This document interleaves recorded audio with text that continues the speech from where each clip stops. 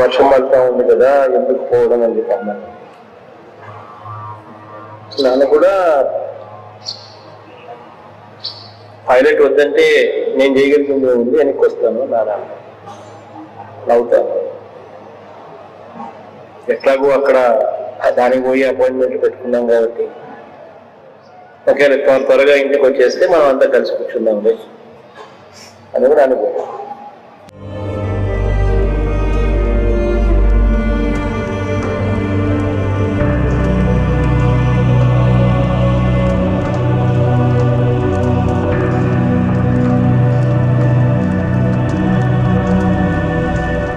7 నెలల్లో జరిగిన పరిణామాలు చూస్తే ఇట్స్ ఎవిడెంట్ దేవుడు నాతో ఉన్నాడు, నాన్న నాతో.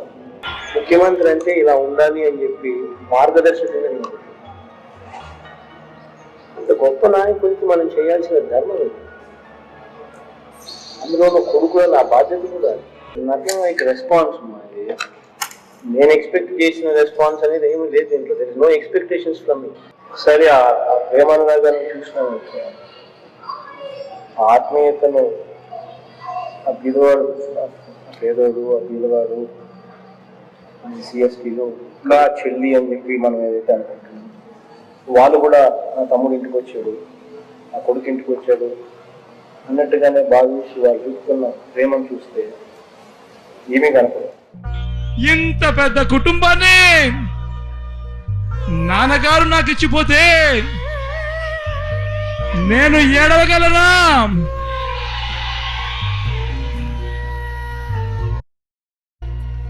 కుటుంబంలో ఒక తమ్ముడిలాగా ఆదరించారు, కుటుంబంలో కొడుకులా ఆదరించారు.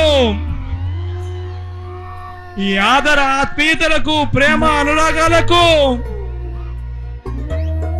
శిరసు వంచి మళ్ళీ మళ్ళీ చెప్తున్నాను, శిరసు వంచి పేరు పేరు నా కృతజ్ఞతలు చెప్తున్నాను.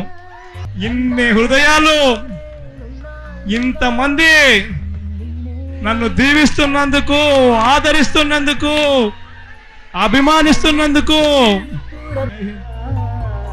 వేల మంది అక్కడ అక్క చెల్లెలు బేసిక్లీ దే వర్ క్రైమ్.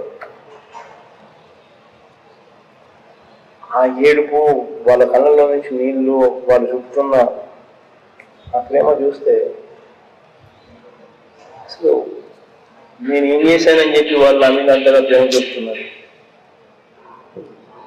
వాళ్ళ కుటుంబ సభ్యునిగా నన్ను భావించారు, నాయన వారి కుటుంబ పెద్దగా వాళ్ళు భావించారు, ఆ కొడుకుగా తమ్ముడుగా నన్ను చూస్తారు. ఆ ఆదరణ, అభిమానం అనేది నిజంగానే ఒక మనిషి ఒకరిని తమ్ముడుగానో, ఒక మనిషిని అన్నగానో, ఒక మనిషిని కొడుకుగానో భావించినప్పుడు, ఆ కళ్ళల్లో ఆ ప్రేమ కనపడినప్పుడు నోట్లో నుంచి మాట్లాడతారు.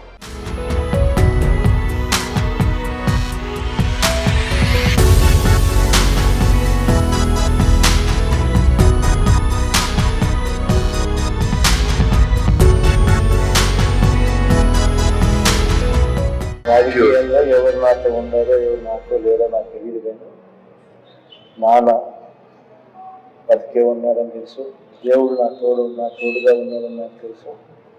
ఆ రెండు జరుగుతున్నాయి కాబట్టి ఇంతమంది ప్రజలు, సామాన్యులు ఆదరణ, ఆప్యాయత చూపుతున్నారని తెలుసు. కల్మషం లేని ప్రేమ చూపుతున్నారు.